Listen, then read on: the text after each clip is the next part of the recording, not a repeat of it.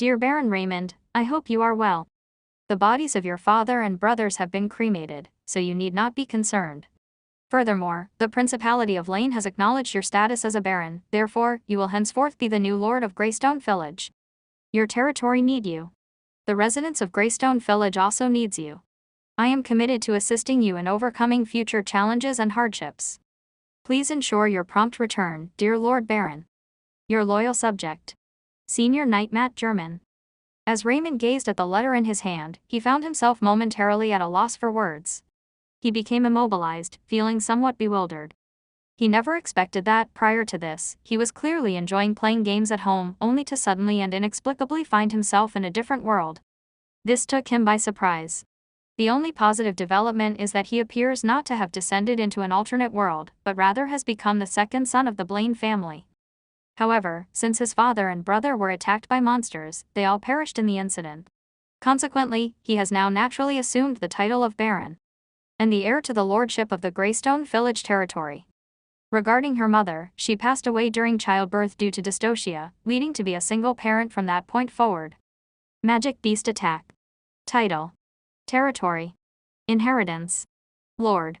Raymond's mind was somewhat disoriented, but he was gradually processing and comprehending the memories of his predecessor. Soon thereafter, he has likely become somewhat accustomed to it. I did not anticipate traveling through time, however, I discovered that I had become a baron with a fiefdom when I first began. This starting point doesn't seem too bad. He murmured. Their country is known as the Principality of Lane, and his current fiefdom, Greystone Village, is a small and inconspicuous territory located in the northern region. Currently, the total population of his village exceeds 1,000, however, when excluding the elderly, infirm, ill, and young children, the actual count of young men and women is fewer than 500. This concept can be easily understood. This number is very few. However, for him alone, it remains quite good. This is certainly sufficient to support him in sustaining himself until death. It appears that the original plan must be abandoned. Returning to manage the family business is the correct decision for me at this time. He is currently enrolled at the Duke Academy of Magic, the premier magic institution on the Orkeban Plateau in the northern region of the Principality of Lane. According to the recollection of the predecessor, this appeared to represent the entirety of his father's income expended in the territory over several years. It was a well-deserved opportunity to enroll. After all, if you can become a magician, he will likely hold a high status in this world, particularly among lower-level professionals. The status of a magician significantly surpasses that of a warrior. I hope my son achieves success. This is a long-cherished wish for every parent. However, while others may be unaware, he is clearly aware of it in his heart. His body, the original magician's talent. Although it does exist. However, not a significant amount. This is also why he remains at the level of a first-level entry-level magician and has not progressed, despite having studied here for over a year. He lacks experience. Rather than being scorned by others and spending time at Duke School of Magic, it is preferable to return home, take over the family business, and enjoy a peaceful life. Considering this, he promptly completed the necessary procedures to suspend his studies. He then left without stopping and went home. More than 10 days later, Greystone Village, Raymond returned after a long journey. A tall man in impressive, bright white armor stands here. He is 2 meters tall, with hair as thick as a lion's. It appears that he have been waiting for me for an extended period. This individual is the owner of the previous letter and was also his father's closest brother and subordinate, level 4 senior Knight Matt German. A level 4 professional is regarded as an esteemed master in the Principality of Lane. His father's strength during his lifetime was similarly remarkable. Prior to this, there were only 2 level 4 professionals in Greystone Village, respectively his father. Then there is the senior knight, Matt German. Dear Baron Raymond, it is a pleasure to see you. Are you all right? You have finally returned. Matt German stated with a smile. Uncle Matt, I apologize for the delay. After receiving the letter, I took a break from school and returned promptly. However, you are aware that my eyesight is quite poor, so I spent some time on the road. Additionally, you can simply call me by my name, Baron Raymond. Honestly, I am still not accustomed to it. Raymond expressed his apologies. He may have inherited the memory of his predecessor. He also harbors some subconscious affection for Uncle Matt German, who is present. Because the other person has watched him grow up since childhood, they have always treated him well, both in the past and currently. I understand, Raymond, but you need to recognize that you must be strong and uplifted moving forward, as you will now be the true lord of Greystone Village. Let's go, we talk as we walk. Matt German acknowledged. He then shook his head again, extended his hand, and gestured invitingly to Raymond. Raymond paused and did not contest again. Instead, we proceeded toward Greystone Village with him. I must point out that despite being named Greystone Village, the appearance here is quite unremarkable. The city wall at the perimeter is notably low, measuring only 2 to 3 meters in height. The interiors of the buildings are quite dirty and disorganized. There is debris and dilapidated buildings throughout the area, creating a slum-like environment. Not only that, the individuals here appear to be emotionally detached as well. There appears to be no anger present. After observing these, although Raymond appeared confident outwardly, internally he felt a sense of frustration and concern as he recognized that this demeanor would hinder his success in his romantic pursuits. In a previous era, this standard of living would be deemed as survival. This grade is unsatisfactory. There will certainly be a significant issue. Considering this, he felt compelled to ask, "Uncle Matt, what should I do, and how did my father and brother died?" I appreciate your awareness, Raymond. Next, you should seriously evaluate this issue. The current situation in Greystone Village is quite unfavorable. Ugh.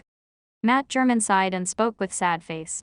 In 1 month, the cold wave will commence, signaling the arrival of winter. By that time, the most challenging period of the year will arrive. Nonetheless, this year presents our greatest challenge. There are 2 challenges and dangers in winter: food scarcity and extreme cold. Each winter in the past, your father and I would venture out to hunt monsters in order to obtain gold coins, food, and heating resources. But this year we did not succeed. A trace of hatred and anger was visible in his eyes as he spoke in a suppressed voice. Raymond, do you know? There was a level 5 monster in the Asuka Mountains in the eastern part of the territory. That is a level 5 monster with strong wind attributes, the King of Wind Wolf. His wolf pack consists of over 100 level 3 and 4 wind wolves, along with several level 2 wolf pups. Unfortunately, our hunting team was attacked by them.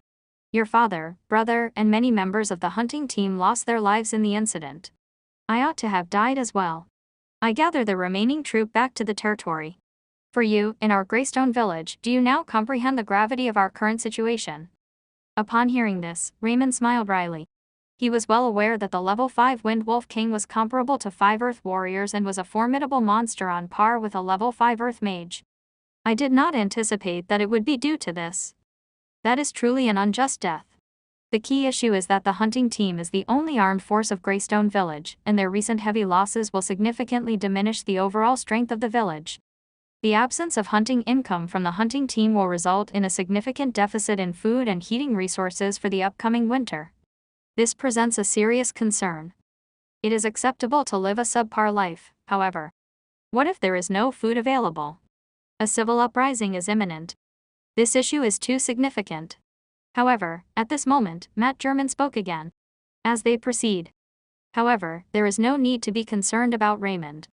Although our current situation is challenging, your father's income over the years still indicates that he has some wealth. If we utilize those assets, we will be able to survive this winter without issue. The primary challenge we will face next is actually replenishing our population and combat capabilities.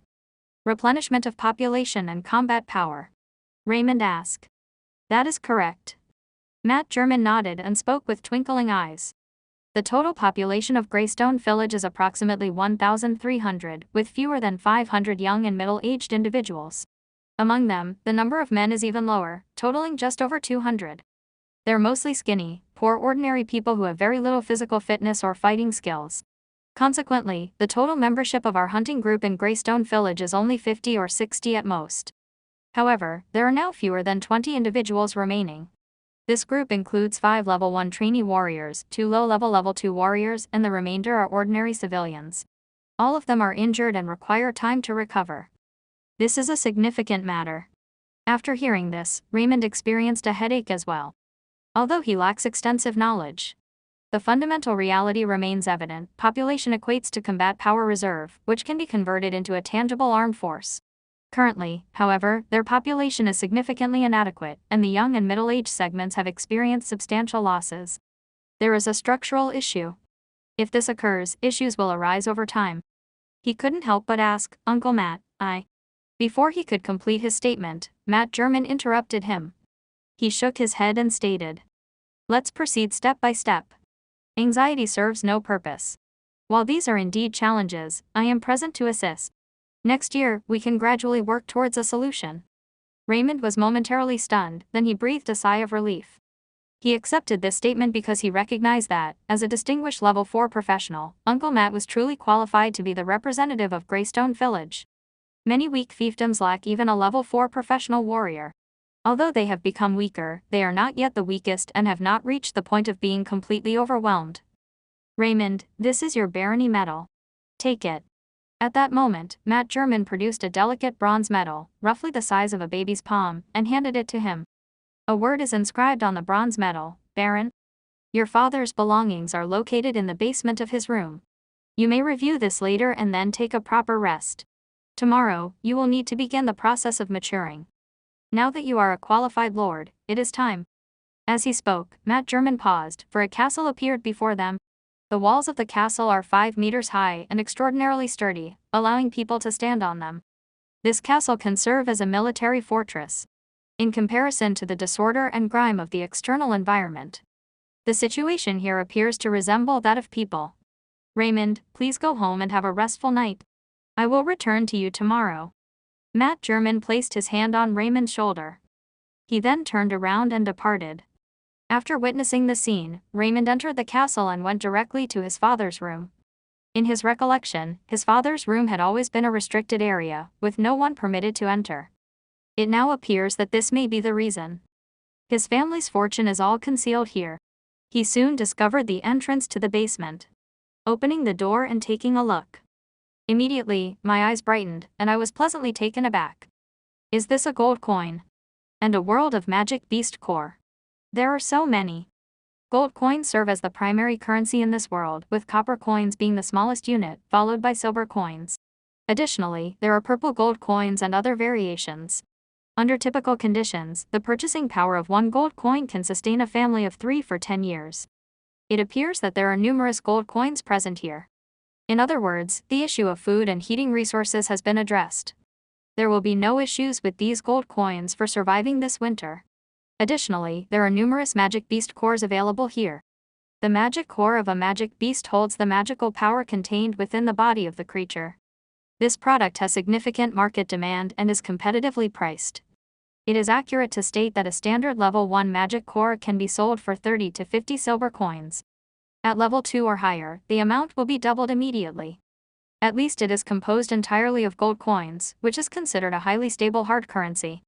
Reflecting on this, he could no longer contain the joy in his heart and extended his hand to touch the dazzling array of sparkling magic cores in the box. However, at that moment, an unexpected event occurred. Suddenly, his entire body shook, then a peculiar voice emerged near his ears. Ding! Energy supply detected. Haven Castle system activated.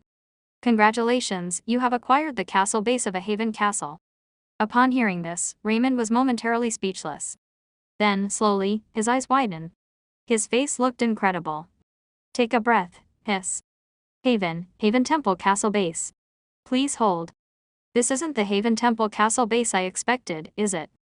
It is important to note that he was still playing Heroes 3 prior to the time travel. Leading the army of angels from the Temple Castle to eliminate all threats, isn't this truly the Haven Castle system? His plug-in is available now, focused on horse riding. Raymond was filled with excitement and could not contain his shouts. It is very impressive. As someone with first-hand experience, he is certainly aware of whether the system includes time travel. These are clearly two distinct concepts. System, isn't that just cheating? I didn't anticipate that the proper method to access his system would be this way. Energy supply. Are they simply the magic cores? He no longer hesitates this time. He swiftly reached out and picked up a piece of the magic core from the box. The system prompt activated once more, clearly audible in his ears. Ding! Recruitment resources detected. Would you like to recruit level 1 ordinary soldiers, Templar pikemen? Haven, Templar pikemen. Wow! Is it truly possible? Raymond exclaimed. In that moment, I was overwhelmed with ecstasy and excitement. He can actually recruit troops from the Temple Castle by using magic cores. Isn't that impressive? The Templar pikeman is a level 1 common soldier in the Haven Castle camp, although it is considered weak in the game. However, it appears that his strength is relatively adequate for the time being. After all, it was the magic core he had just taken. However, it is an authentic level 1 magic core. Level 1 magic cores are produced from level 1 magic beasts, which possess strength equivalent to that of level 1 entry-level warriors and other level 1 professionals. At this level, the strength of the magic beast should be the highest for its classification. Considering this, he no longer hesitated and spoke quickly. Recruit. Ding. You have successfully recruited a level 1 ordinary soldier, Templar pikeman. Congratulations, you have successfully recruited the first level ordinary soldier, the Templar pikeman. You are now a Lord Hero and have received the Haven Light martial art. A majestic soldier, clad in formidable armor and wielding a spear, materialized directly in front of him, standing at least 2 meters tall. Upon his arrival, he immediately knelt before Raymond without hesitation. Behold, O noble and great lord. In that moment, Raymond distinctly sensed a feeling in his heart, loyalty. He recognized that the Templar pikeman standing before him was entirely devoted to him. Even if you give everything for him, even if it means sacrificing your life, it will be worth it. This thought instantly filled him with excitement and ecstasy. Even my breathing quickened slightly. Loyalty. Although he was unsure of the strength of the Templar pikeman before him, his loyalty would undoubtedly be advantageous. Moreover, he appears to have received additional rewards. Haven Light martial art. Upon viewing this system prompt, Raymond felt a surge of excitement. Martial art can be described as a cultivation method or a confidential manuscript. In this world, martial arts are a significant, powerful, and uncommon discipline. The strength of the martial art technique correlates directly with the potency of the martial art chi. It will also obtain various magical abilities. A warrior who has mastered martial arts is significantly more powerful than ordinary warriors and can be compared to magic beasts of the same level. You can envision what this concept entails. Consequently, it can be stated that this martial art signifies a powerful form of power. It has the potential to serve as a foundation for the prosperity of a family, a country, or a principality. This wave is in motion, ha ha ha. Raymond laughed and promptly gathered the reward of the Haven Light martial art chi. In the next moment, the martial art chi of the Haven Light, along with the immense power of the Haven Light chi, rapidly merged with his body. And quickly mastered it. It seemed as though he had rehearsed it numerous times. Simultaneously, the power within his body started to increase rapidly. Level 1. In other words, Raymond has transformed from an ordinary level 1 junior magician into one with considerable combat effectiveness. A level 1 trainee warrior with dual cultivation in magic and martial arts is now a trainee magician. Impressive, consistent with the system's capabilities, this is remarkable. Raymond laughed a few times, then reached out his hand to pull up the Templar pikeman who was still kneeling in front of him. Can you please provide your name? Raymond asked. Dear Lord, my name is Mogren. Mogren, you are using your strongest force to attack me now. I need to feel how strong you are, Raymond stated. He now requires information on the opponent's strength and its level of intensity. This approach will enable him to make a more informed judgment regarding future troop recruitment. That is more reasonable. But, my lord. Mogren hesitated. As a subordinate, it was completely unacceptable for him to attack the lord. However, Raymond remained resolute in his stance. No excuses. Follow my instructions. It's yes, my lord. Mogren no longer hesitated, he dropped his weapon and punched Raymond with all his strength. However, Raymond was able to withstand it using Haven Light martial art chi. Simultaneously, he began to contemplate. Well, this strength is not overly strong, but it remains within the parameters of a level 1 professional. And his weapons remain ineffective. As a Templar pikeman, along with his weapons, he should possess greater strength. However, he should only be considered to have an acceptable level of ability typical of ordinary level 1 trainee warriors. In other words, this should be a 1-to-1 level. With a level 1 magic core, you can recruit a level 1 ordinary soldier, the level 1 volunteer strength, Templar pikeman. This does not appear to be surprising, it represents a fair and equitable exchange. However, in reality, Raymond still believed that he had earned a significant amount of money. First and foremost, this magic core is not a living entity, it is simply hard currency, an inanimate object. However, the Templar pikeman differs from the others. He is a living being, and it is important to note his strong loyalty. The value of such existence is certainly far superior to that of a magic core of the same level. It appears that my future strategy should continue to concentrate on armies comprising the same types of units as those in Might and Magic 3. He murmured. The primary theme of the game Heroes of Might and Magic 3 revolves around an army of soldiers, and it appears that the traits of the Haven Castle system have also been influenced by this theme. Is a single unit of arms considered very common or common? What if there are thousands of troops or even an army composed of various types of soldiers? This is the appropriate display style for the central core of the Haven Castle system. Very good. The next step involves these magic cores. Raymond looked at the magic cores in the boxes and promptly began to count their quantity and levels with care. The result is 2 level 3 magic cores, 7 level 2 magic cores, and over 40 level 1 magic cores. This amount is not substantial. However, it is not too small, as converting it into gold coins would yield dozens of them. This amount is sufficient for Greystone Village to sustain itself for another year without any issues. Then Raymond picked up the level 3 magic core. Simultaneously, the sound of system prompts was heard. Ding. Recruitment resources identified. Would you like to recruit level 2 ordinary soldiers, Templar Archer? Templar Archer, the level 2 weaponry that surpasses the level 1 standard arms, the Templar Pikeman, and the level 1 upgraded arms, the Templar Halberdier, if you aim to elevate them to professional levels in their realm. That should be a level 3 intermediate. However, do you wish to recruit? Raymond narrowed his eyes, displaying some hesitation. If he recruits these magic cores directly, he should be able to assemble a loyal army comprising over 2 Templar Archers, 5 Templar Halberdiers, and 40 Templar Pikemen. In reality, this is not weak at all. It is certainly sufficient to save Greystone Village from its current predicament. However, he has another idea. What if I substitute all these magic cores with a level 4 core? Yes, that was his thought. Quality first, with no need for quantity. This would allow him to obtain a level 2 enhanced unit, a Templar marksman who is also a level 4 advanced professional. Additionally, if he recruits the level 2 enhanced troops, will you receive additional rewards? Wouldn't this result in greater benefits? Considering this, he quietly resolved in his heart, no matter what, let's take a gamble. He immediately removed all the magic cores from the box and secured them. They then swiftly departed from the Blaine family castle and proceeded to Matt German's residence. Raymond, what brings you here? And what is this? Matt German inquired. Uncle Matt, I need you to assist me with something. Raymond looked at him intently and with seriousness. Matt German's expression shifted to one of seriousness in response to Raymond, and he said solemnly, I am at your service, Lord Baron. Please tell me, what is it? Please help me in exchange these magic cores to level 4. Raymond opened the package, and Matt German was momentarily taken aback. Then he frowned slightly. Magic Beast Core. He looked at the magic cores and then back at Raymond. He remained silent, but he appeared to be hesitant. However, shortly thereafter, he sighed again and promptly stood up. Baron, if it is a level 4 magic core, I must go to Kalidor City. That is the domain of Count Igor, and only there can I ensure that I will definitely find a level 4 magic core. Raymond does not speak frivolously either. He responded directly and nodded. Uncle Matt, please return as soon as possible. I will be leaving. Putting away those magic cores.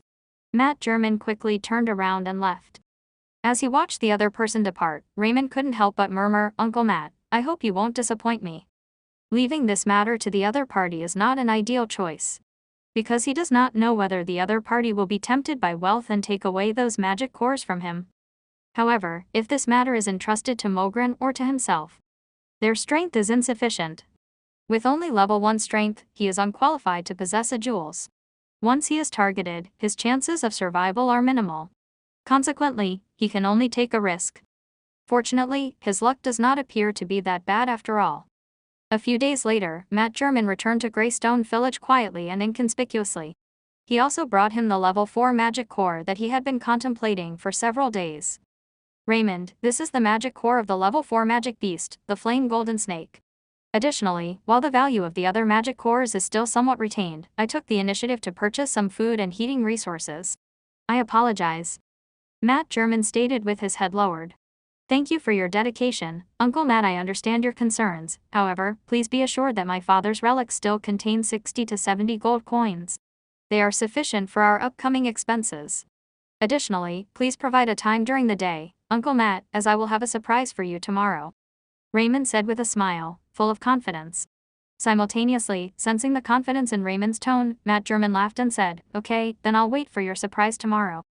Raymond then took the level 4 magic core and departed. Return to his family castle. Recruitment begins now. Ding. Recruitment resources detected. Would you like to recruit the second level enhanced unit, the Templar Marksman? The fourth level arms above the Templar Marksman, Templar Pikeman, Templar Halberdier, and Templar Archer if we wish to advance them to professional levels in this world. That is level 4. Recruit. Ding. You have successfully recruited the second level enhanced unit, the Templar Marksman. Ding. Congratulations, you have successfully recruited the second level enhanced unit, Templar Marksman. You have achieved master level archery and gained 10 years of martial art chi cultivation. At that moment, the chi of the Haven Light martial art within Raymond's body suddenly surged. Level 2. Level 3. Even level 4. In a short period, he has advanced from a novice level 1 magic and martial arts professional to a level 4 warrior, who is likely more powerful than Uncle Matt. As a result, Matt German lacks any fighting skills. It is very impressive. I anticipated this outcome, it is quite amusing. I made the correct decision. Raymond was thoroughly excited. Indeed, he anticipated it would be this way. Upon receiving the additional rewards, he ascended into the sky, and the intensity of Haven Light martial art chi immediately increased to level 4. In this instance, he has indeed become the strongest individual in Greystone Village. Simultaneously, the second level enhanced soldier he recruited to Templar Marksman had materialized out of nowhere and knelt respectfully before him. Greetings, great lord. I am Niggs, the sharpshooter of the Haven. I am honored by your call. May you be enlightened by the light of the Haven, and may your glory endure forever. Get up, soldier. Raymond reached out and helped him up. He then smiled and said, "Let's go, let me see your archery skills." Upon hearing this, a confident expression emerged on Niggs's face. As you wish, esteemed lord. In this archery, their confidence and strength are exceptionally high. This is undoubtedly their strongest skill. There is no one present. Shortly thereafter, at the Blaine family's training facility, Niggs demonstrated to Raymond the skill of a sharpshooter. The arrow was released with the speed almost a bullet, achieving remarkable precision. More importantly, after attaining master-level archery, Raymond's skills in archery improved significantly, becoming even stronger than Niggs. As befits a great lord, your archery skills surpass mine. You are excellent. Niggs expressed admiration. You are not bad either, Niggs. Ha ha ha. Okay, you are allowed to move freely. If anything occurs, I will contact you. Raymond said with a laugh. Yes, respected lord. Niggs promptly turned around and left. At the same time, Raymond stretched lazily toward the sun in the sky. He then squinted his eyes, laughed and murmured, "Very good. I'm getting better. If that's the case, I can consider restarting the hunt." Hunting provides income and can also serve as a source of magic cores. With this, his army from Haven Castle can be continuously recruited and strengthened. However, all of this must occur before winter arrives. Due to the harsh winter conditions in this environment, it is quite alarming. No electricity, no mechanized equipment. You must withstand the cold. Unless you are strong, every winter will be a disaster. Consequently, heating resources have become essential. The 2 to 3 months leading up to winter is referred to as the lifeline hunting season. All hunting activities must be concluded before this period begins. And now, Niggs himself. And that Matt German. They already possess 3 significant level 4 combat powers. This is undoubtedly a highly effective fighting force.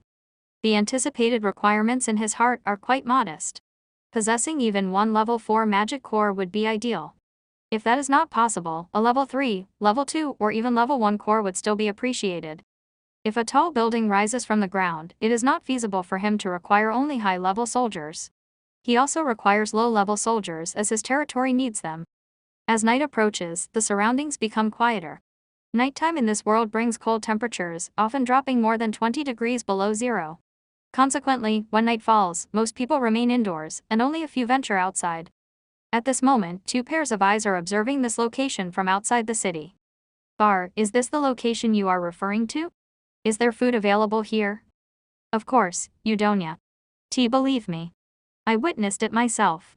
That individual, Matt German, purchased a significant amount of food and heating resources, as well as a level 4 magic core, and then departed from Kalitter City. Those items will be available exclusively here. Understand. However, Matt German is a level 4 senior knight. He is quite powerful and challenging to manage. Are you aware that we are not acting independently? I informed Viscount Will prior to my arrival that his group of robbers will also be arriving next. We need to gather information ahead of time. By that time, we will not need to take any action at all. Wuss. Wuss. At that moment, two sharp arrows suddenly emerged from the darkness, piercing their heads and resulting in instant death. Then, in a nearby corner of the city, Niggs emerges from the darkness. Although Raymond permitted him to move freely, he felt limited in his actions, so he opted to focus on his strengths in observation and patrolling. As a marksman, the most essential qualities are vision and concealment. Their instincts are guided by vision and concealment, enabling them to excel as scouts. Then, in this darkness, the bow and arrow held in his hand, he then transformed into the most fearsome demon in the darkness that takes lives. A group of robbers. It doesn't seem significant, so let's inform the Lord tomorrow. Niggs murmured, then quietly packed up the two corpses. Then it returns to darkness again, as if nothing occurred. Until the following day, in the castle of the Blaine family. Niggs and Matt German arrived, and Matt German was startled upon hearing Naggs exclaim, "Raymond, who is this?" He sensed the other party's formidable strength and extraordinary capabilities. Is this person actually a level 4 professional? This truly surprised him. Uncle Matt, this is the surprise I mentioned yesterday. What do you think? Were you disappointed? Please allow me to introduce you. This individual is Niggs, a marksman. His marksmanship is excellent. Additionally, like you, he is a level 4 professional. Niggs, this is Uncle Matt, a member of our team. Raymond was introduced with a smile. Niggs promptly extended his hand toward Matt German and said with a warm smile, "Hello, I am Niggs, a member of the esteemed Lord's Command. It is a pleasure to meet you." Matt German. Matt German was still somewhat disoriented. Subconsciously, he extended his hand to shake Niggs's hand. Then he suddenly laughed. He looked at Niggs with great excitement. "Hello Niggs, I am Matt German. I am glad you could join us." After a pause, he looked at Raymond and said excitedly, "Raymond, how did you achieve this? This is actually an extremely rare level 4 marksman. Oh, my goddess of ice and snow. This is incredible." It may be that the harshness of this world has led to a universal belief in deities, particularly centered around the legendary goddess of ice and snow. In this realm, the goddess of ice and snow holds supreme power. Simultaneously, he is the deity with the highest religious authority. Secret. Raymond smiled and reiterated, "But don't worry, Uncle Matt, we will improve in the future. Believe in me." Matt German laughed and said, "Raymond, you have really grown up. It appears that I made the right choice. You have truly become a qualified leader. Your performance has been commendable." "Certainly, ha ha ha." Raymond laughed as well and inquired again, "Uncle Matt, how much time do we have? How long does it take?" Matt German paused momentarily, then his eyes lit up as he responded, "Are you referring to hunting?" "Yes, I require a substantial number of magic cores. The more, the better, and the higher the level, the better. I plan to resume hunting before winter arrives." "Uncle Matt, do we still have time?" Raymond asked. "Magic core." Matt German was momentarily taken aback. He then thought quietly, "There are only about 20 days left until winter at most. Including the round trip, we don't have many options, and the Asuka Mountains are definitely not an option. There are level 5 monsters present, as well as highly dangerous wolves. The risk is too great," said Matt German. Raymond inquired, "So what? The only location on the Palos Plateau that meets your requirements is likely just one day away from Greystone Village, and it is also home to numerous level 2 and level 3 monsters," Matt stated. He continued, "If the goal is simply to hunt for magic cores, Niggs and I are sufficient. He specializes in long-range combat, while I focus on melee. As long as we collaborate effectively, we can handle any challenges below level 4 with ease." Palos Plateau. "Very well, it is settled," Raymond murmured. The decision was made immediately. With winter approaching, it is essential for him to take action promptly. The location is not a priority, as there are no specific requirements regarding the type or attributes of the magic core. Considering this, Raymond glanced at Niggs. Niggs.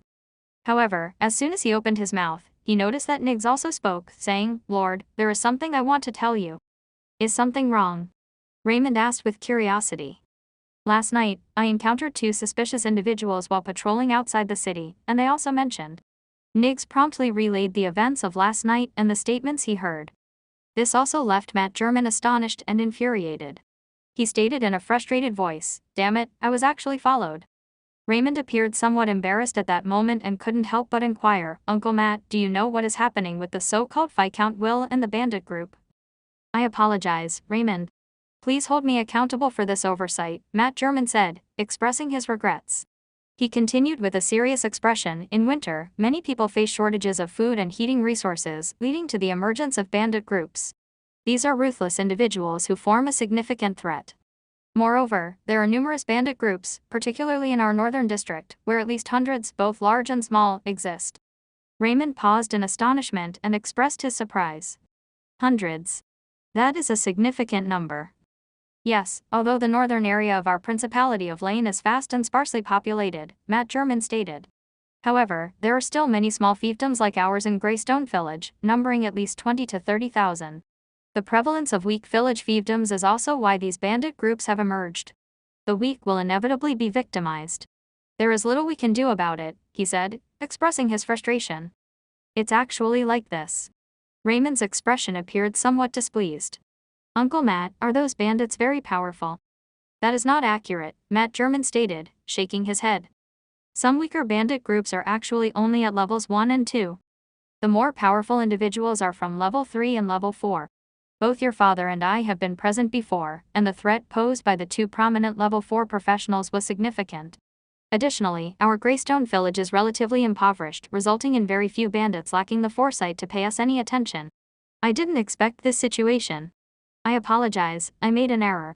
I was so careless that I became a target," Matt German expressed with a frustrated demeanor. "Uncle Matt, this is not your problem," Raymond said while shaking his head. "Now others seek to intimidate us. Weakness is the original sin. There is no way." "But," Matt German exclaimed. Raymond shifted the topic and inquired once more, "Are these bandits still associated with those nobles?" "Of course," Matt German remarked with a wry smile. "Raymond, who do you consider to be the biggest robber?" "Noble. No. Royal family." Raymond raised his eyebrows and remarked.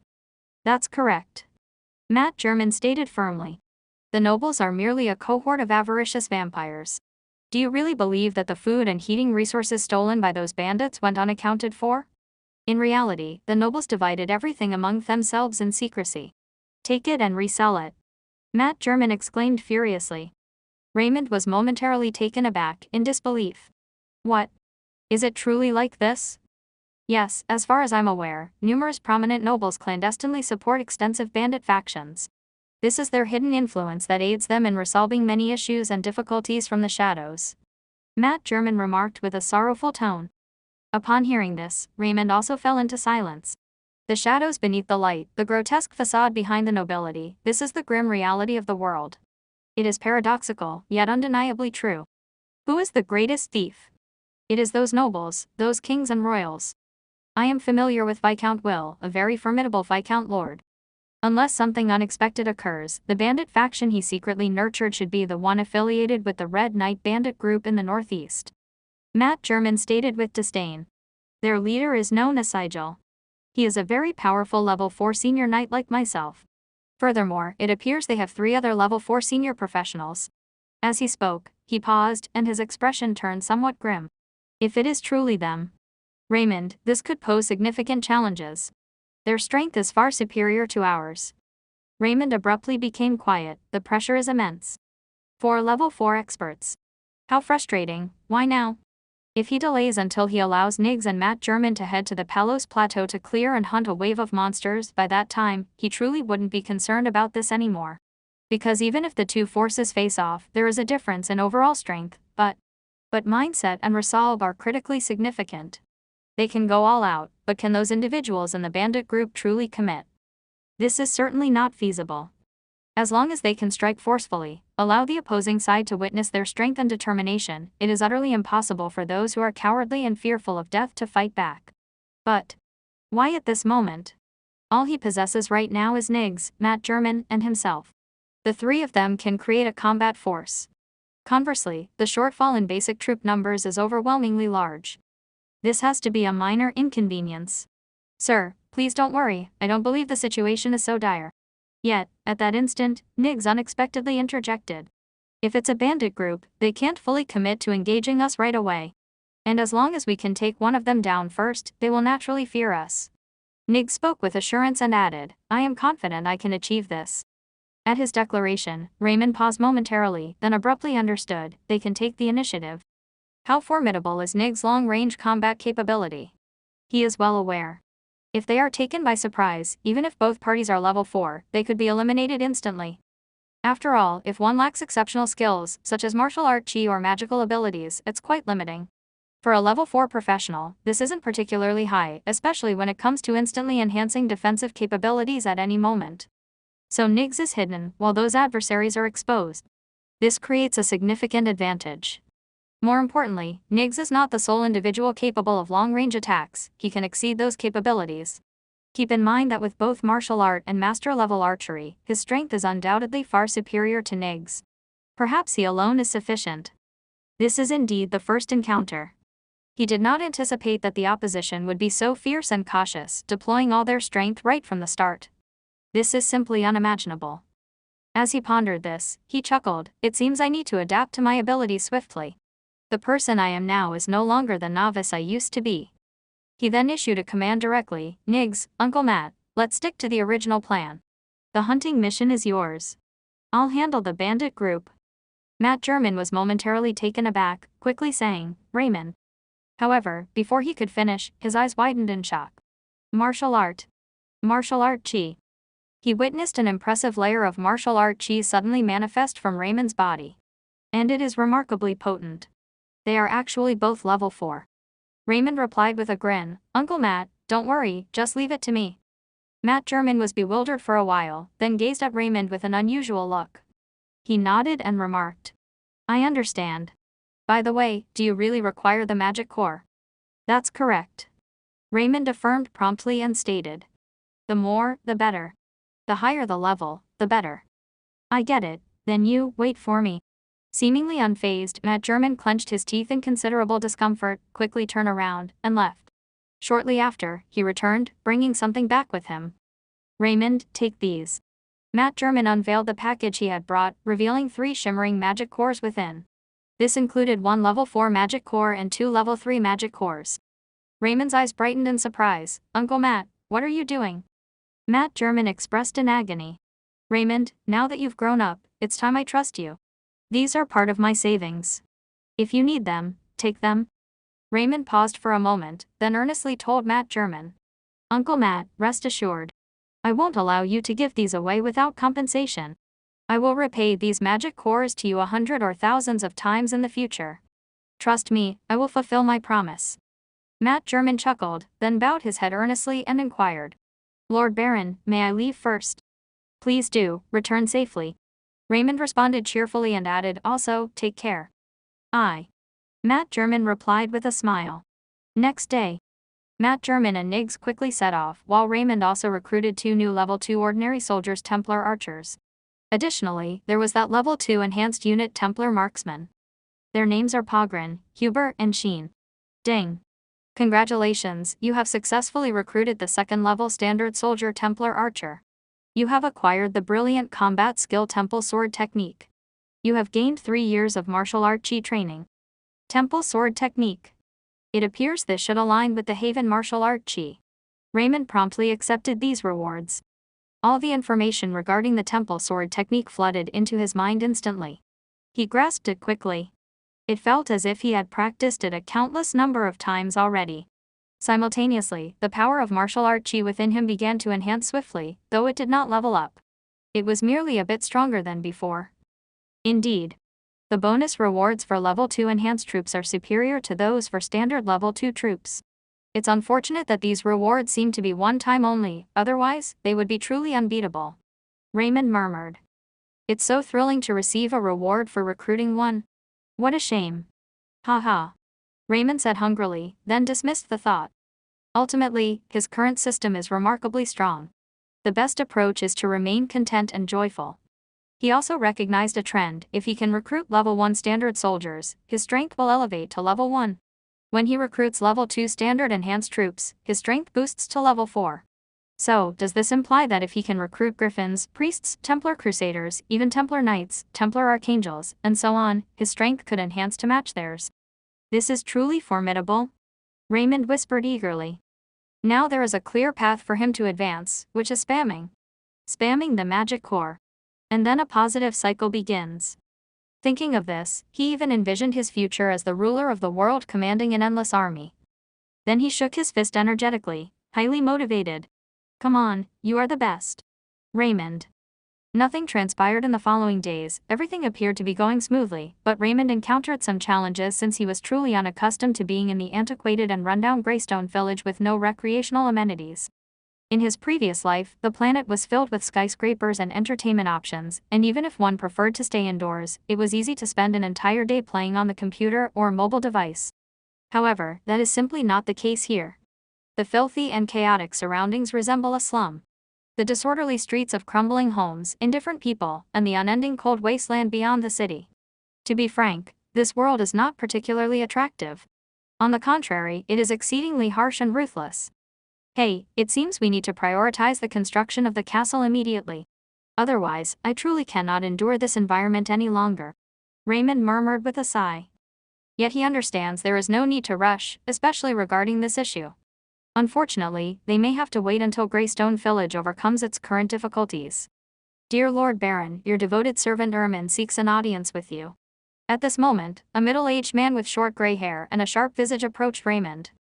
As for his identity, Ermin, the tax collector appointed by his father during his lifetime, oversaw the taxation for the entire Greystone village in addition to various construction purchases and expenditures. Duties involved grocery purchases, expenses, and more. Essentially, everything concerning finances is under his management. It falls entirely within his purview. If we were to use earthly terminology, he is the steward of Greystone Village, responsible for all internal affairs. Ermin, what brings you to see me? Raymond inquired. Dear Lord Baron, it is as follows. The quarterly tax has come due, and I would like to seek your guidance. Will the tax for this quarter remain unchanged as usual? Or, Lord Baron, should I bring this up again? Ermin spoke cautiously. As the tax collector of Greystone Village, he naturally understood the significant challenges their village was currently facing. The failure of the hunting group signifies decreased income, leading to shortages in food and heating resources. Additionally, the former lord's demise and the hunting group's substantial losses meant the overall strength of Greystone Village could further decline significantly. So in this case, exploit civilians, this has turned into a standard procedure. Raise taxes so that this portion of the losses can be shifted onto the impoverished as much as possible. This will compensate for the losses of their Greystone Village, and additionally, upon acquiring increased tax revenue, it can significantly reduce the financial strain on their Greystone Village. Regarding those less fortunate, then you certainly do not need to concern yourself with them. As residents of the territory, as individuals within the Baron's domain, this is what they ought to contribute, and it is expected. But after hearing this, Raymond appeared somewhat puzzled. Raise taxes. We are the primary sufferers of these losses and calamities. Indeed, it's not the Blaine family, but those at the lower end. Moreover, in his view, taxation in this world is quite daunting. Essentially, it boils down to just two words: high taxes. And it's so overwhelming that it nearly crushes a person. Just like that, you genuinely need to raise taxes.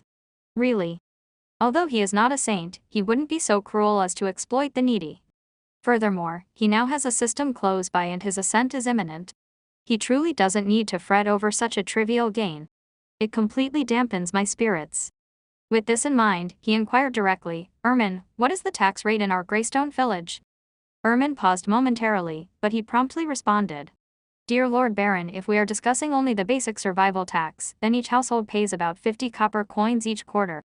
Additionally, there are food taxes, city entry fees, exit taxes, production taxes, business taxes, etc., which amount to around 40. These also serve as significant income. On average, they can yield us 2 to 30,000 copper coins each quarter. More than 40 types. Raymond couldn't help but feel speechless. Is this truly a tax? This does not merely suggest a money grab. This is overwhelmingly harsh. It's no surprise those people appear so lifeless and grim. If it were him, they are utterly dehumanized. Raymond shook his head and stated, Ermin, please revise the tax system. Ermin immediately nodded. In his view, the new Baron should implement a tax increase. After all, that is normal. Without a tax hike, how would they generate revenue? Simply put, the pockets of these nobles can't possibly shrink. However, what Raymond declared, first and foremost, eliminate all those other unnecessary taxes for me. Then, no taxes this winter. Ermin was momentarily taken aback, and then her gaze fixed on Raymond in astonishment. Baron, Lord Baron, what did you just say? Tax exemption. Is there an issue? Raymond observed him without emotion. He recognized the nature of this collector. The Ermin before him could be deemed a typical noble rogue. If such a person is compliant, he can still be utilized. If he is not, then a replacement is necessary. Seemingly sensing Raymond's demeanor, Ermin paused briefly, then quickly bowed her head and said, drenched in cold sweat, No, no. Dear Lord Baron, I have absolutely no objections. Your wishes are paramount to me. Raymond looked at him again and resumed speaking. Secondly, starting next year, taxes in Greystone Village will be collected monthly or calculated annually. For now, it will amount to 100 copper coins per household per year, regardless of the number of family members, whether 1, 2, or even 5 or 10 individuals. This is the fixed amount. However, this applies only to those in financial hardship, those in need. Wealthy merchants, minor noble knights, etc. 10 silver coins annually at first. Ermin responded eagerly. Additionally, inform them that we promote marriage and births. For both marriage and childbirth, half of the tax will be waived for that year. The more children you have, the more tax reduction you will receive. This benefit can accumulate infinitely. Raymond remarked. To be honest, he doesn't really have a strong understanding of taxes. Thus, he could only take it at face value and create an initial trial version. The essence of his tax strategy is actually quite straightforward: to exploit the wealthy middle class. Protecting the poor while promoting and rewarding marriage and family growth, thereby boosting the population. Larger and more robust. After all, for him, he truly doesn't need to depend on the meager income from his territory to enhance his power. The foundation of his confidence is simple: his Haven Castle system. That is his temple castle army. In this context, he is entirely free to pursue his desires. Gulp, but upon hearing this, Ermin couldn't help but swallow hard, and her expression changed significantly. He looked almost as if she was about to cry. Lord Baron, do you genuinely intend to do this? Ermin asked fearfully and continued, if this comes to pass, the few noble knights and merchants in our Greystone Village may unanimously rebel or even abandon our Greystone Village. In his view, Raymond's taxation approach is fundamentally inhumane and contradicts his worldview. It exploits the minor nobles, knights, and merchants while sparing the impoverished people at the bottom. How can this be? Isn't this comical? Logically, shouldn't the Baron align with them? But, why is this occurring? And if he truly intends to proceed, he seriously doubted he could wait until tomorrow. He feared that those minor noble knights and merchants would rebel today, leaving their Greystone Village. This would be a devastating blow for their Greystone Village. The foundation of the territory lies with the aristocracy, the influential merchants, and the affluent. What kind of territory would exist without them?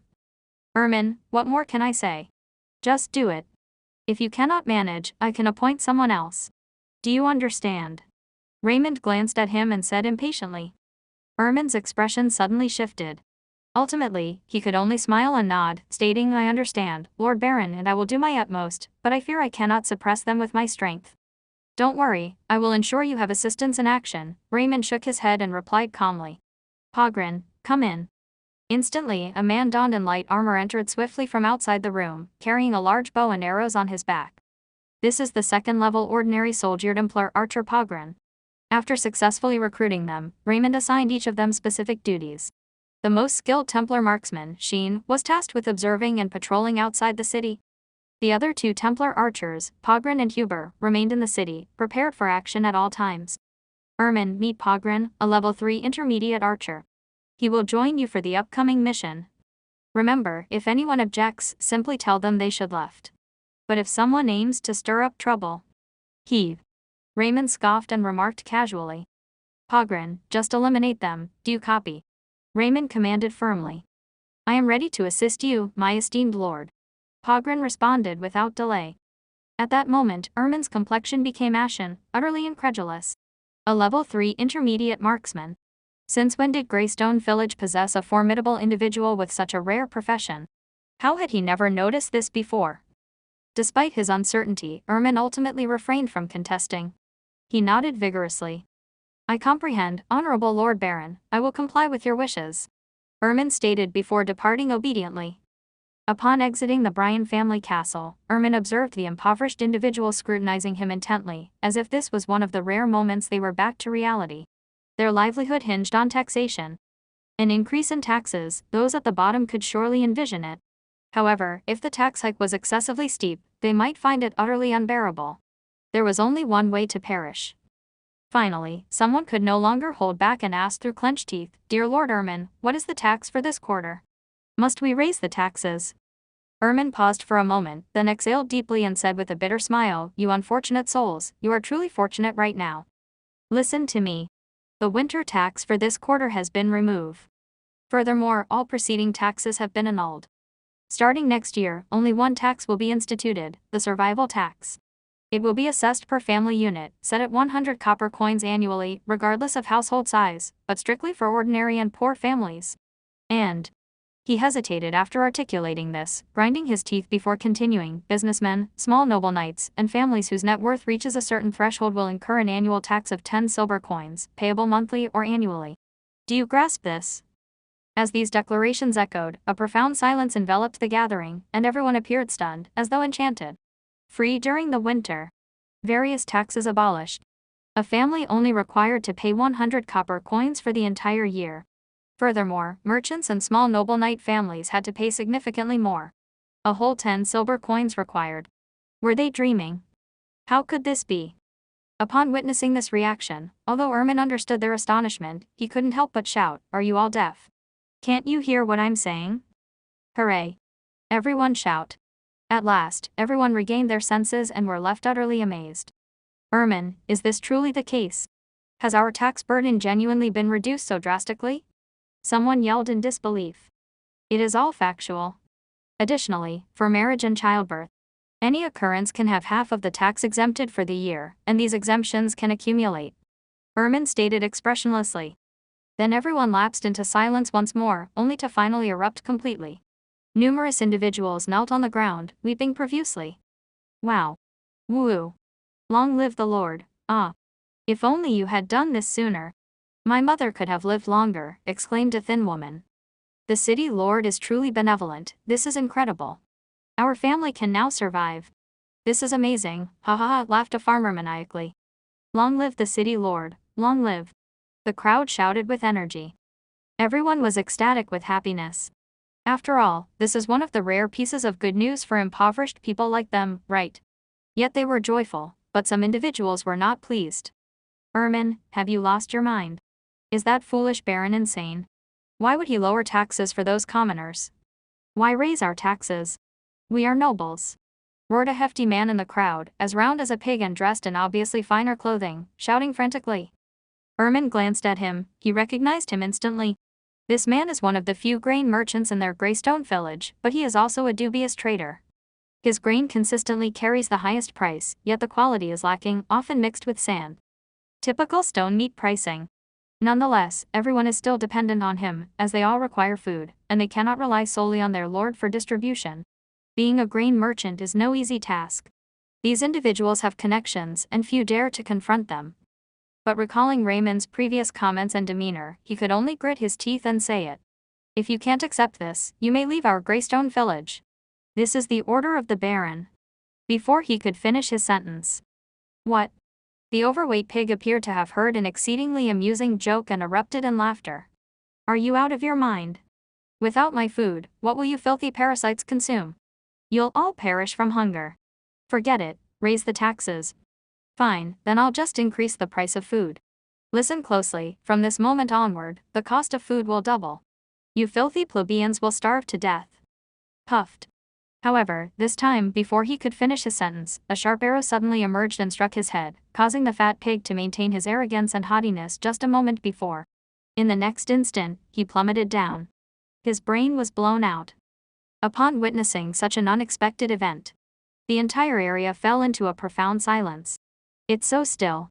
Even Ermin's complexion turned pale. He was dead, he was genuinely killed.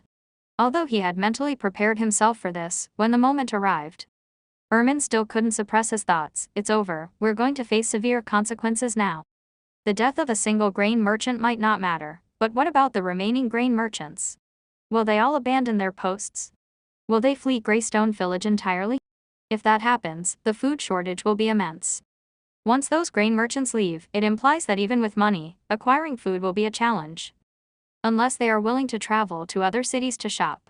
But the issue is that winter is approaching, and the journey poses significant dangers. Additionally, such a substantial food shortage can't be remedied in just 1 or 2 trips. This is an impasse. Contemplating this, he immediately clenched his teeth and shouted, "Listen up, everyone, return home. If you don't heed the order, you are prohibited from venturing outside. Hurry back." He was unsure of the right course of action, feeling powerless. Physical isolation was the only reasonable approach to have these people go home first. Simultaneously, he hastily made his way back to the castle of the Bryan family. "Dear Lord Baron, it's bad news, something critical has happened." Ermin spoke in a weak tone. "What's happening?" Noticing Ermin leaving and hurriedly returning, Raymond asked calmly, albeit with slight confusion. "Tell me slowly, what transpired?" "My Lord Baron, something significant has truly occurred. Just as I was announcing the new tax measures to everyone, a grain merchant objected and caused a disturbance. Consequently, Lord Pogren shot him on the spot." Ermin informed. "Grain merchant?" Raymond was momentarily taken aback. Then, he slightly furrowed his brow, as it seemed he too contemplated the implications of the trouble. Seeing that Raymond remained silent, Ermin could only proceed anxiously. "My Lord Baron, all these grain merchants are united. If one of them faces a problem, it's impossible for the others to ignore it. Moreover, our taxes are unjust to them. If they decide to leave en masse, Greystone Village will encounter significant trouble. I'll leave." However, Raymond smirked with contempt and replied, "If they wish to go, allow them." "But, Lord Baron, if they depart, what will happen to the food shortage next winter? This gap is far too large, we can't endure it." Ermin expressed his concern. "Didn't you just eliminate a grain trader? Are you planning a home invasion? Take all the food and deliver all the gold coins and magic cores to me. It's that straightforward." Raymond stated coolly. He doubted that those affluent grain traders would lack surplus grain without landlords. No food. Just seize their homes. If any residence is looted, at least their food scarcity won't be insurmountable next winter. After all, at this critical juncture, winter has already set in. The food that needed to be brought has all arrived here, so he felt no urgency, and the dispute was settled. Moreover, these wealthy individuals might even provide him with unexpected gains. In this world, copper coins, silver coins, gold coins, and purple gold coins serve as currency, but they lack intrinsic value. The magic core is what truly matters. Thus, as long as there are powerful and affluent individuals with some means, their tendency is to prefer accumulating magic cores over currency. So, for him, this is genuinely a positive situation. "Search the house." Upon hearing this, Ermin was taken aback and then stammered in disbelief, "Lord Baron, do you truly intend to proceed with this? But if we do, won't we anger the influential figures behind them? These grain traders have connections, potentially to some significant noble families. So what?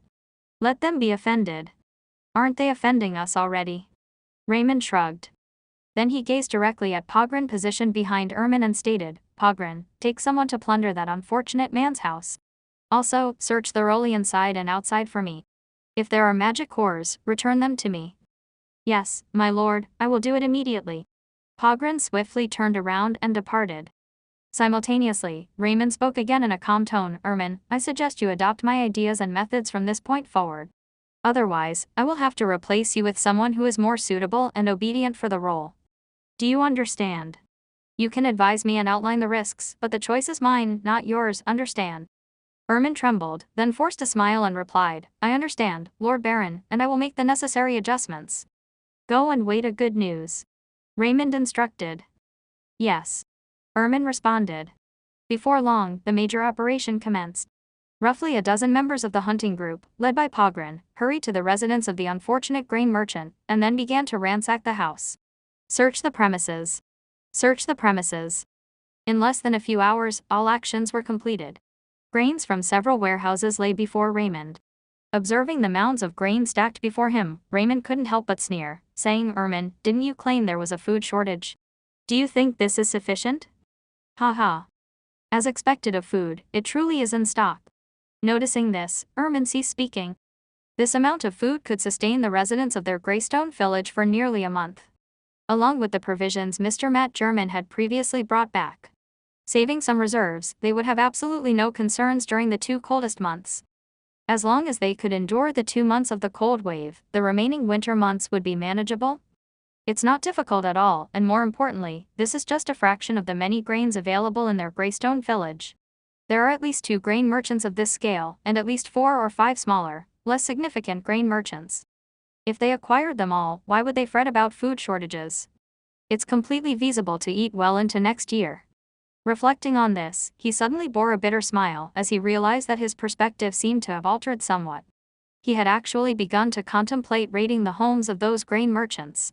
If this thought had come to him before, he would have found it impossible to entertain such an idea. He couldn't even imagine it. Like and subscribe.